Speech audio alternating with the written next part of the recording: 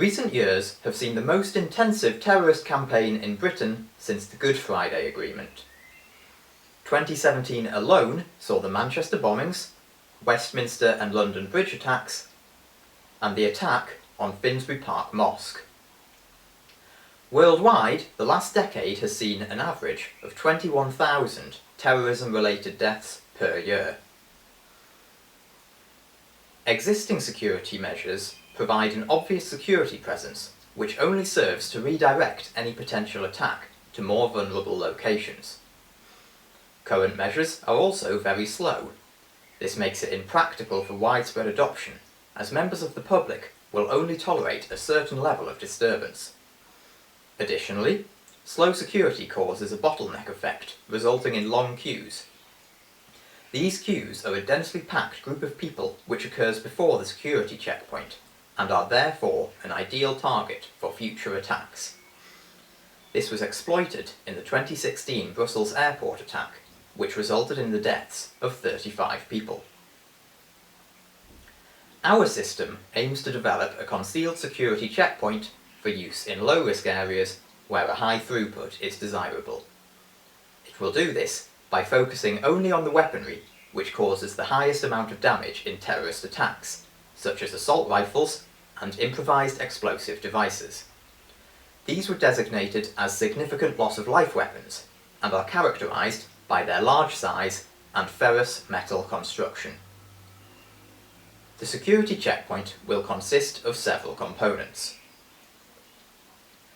A metal detector with a maximum range large enough for most building entrances. Power and instrumentation amplifiers to allow the system to operate as a standalone product. A computer vision system to track threats identified by the metal detector. Additionally, a digital twin simulation of the system will be developed to test its use in realistic scenarios. The metal detector transmits a magnetic field from its driving coil at 15 kHz. This couples with any metal objects in the detection region, which then produce their own magnetic field.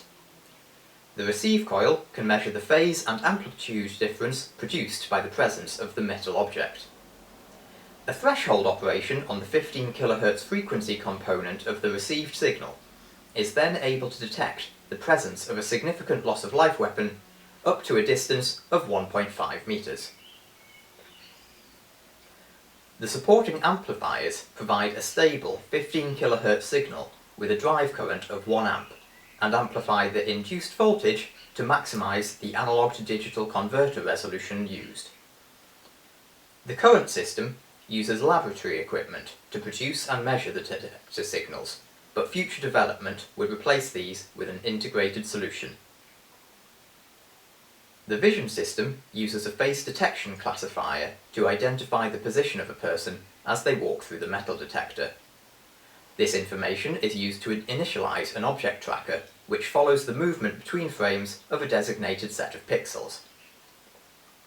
The metal detector reading taken when a new person is identified is attached to the object tracker following that individual. A camera feed labels the position and threat level of each tracked individual in real time so that security can identify any potential threats. A digital twin was developed to test the system in high throughput situations. This was used to resolve problems caused by the increased detector range and the possibility of multiple people being in the detection area at once. An iterative threat evaluation approach was developed, which could be implemented in the physical system. Overall, the team was able to produce a working prototype which fulfilled most of the project objectives.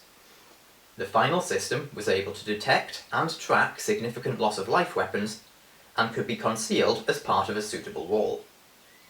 Further development of the system would aim to integrate the signal generation and measurement systems, to compare the phase and amplitude of the received signal to improve the maximum detection range, and would allow person tracking to be maintained across multiple cameras.